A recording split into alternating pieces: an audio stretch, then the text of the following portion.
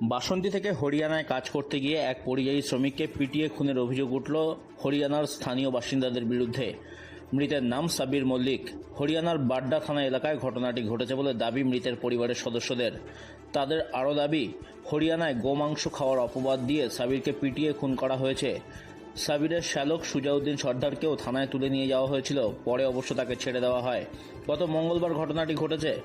শুক্রবার দুপুর 2টা নাগাদ সুজাউদ্দিন সাবিরের মৃতদেহ নিয়ে বাসন্তীর বল্লারটপ গ্রামে ফেরে। আর এই ঘটনায় এলাকায় নেমে এসেছে শোকের ছায়া।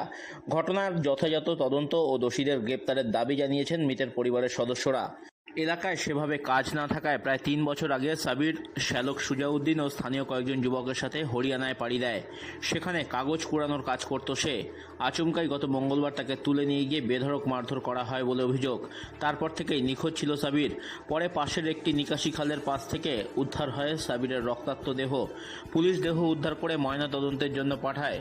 সুজাউদ্দিনের দাবি, ওই এলাকায় গোমাংস খাওয়া বারণ। সাবিরও সেই কারণে এলাকায় গোমাংস খেত না। কিন্তু ওই এলাকায় অসমের কিছু যুবক থাকতো যারা গোমাংস খেত, তারাই সাবিরকে ফাঁসিয়েছে, এমনটাই দাবি সুজাউদ্দিনের। গোরক্ষা কমিটির লোকজন সাবিরকে বাড়ি থেকে তুলে নিয়ে গিয়ে পিটিয়ে মেরেছে, এমনটাই অভিযোগ তার। পুলিশকে জানিয়েও কোনো লাভ হয়নি বলে দাবি সুজাউদ্দিনের। এমনকি ময়না তদন্তের রিপোর্টও মেলেনি। শুক্রবার সাবিরের দেহ নিয়ে বাসন্তীর বাড়িতে ফিরলে সেখানে বাসন্তী থানার পুলিশ যায়।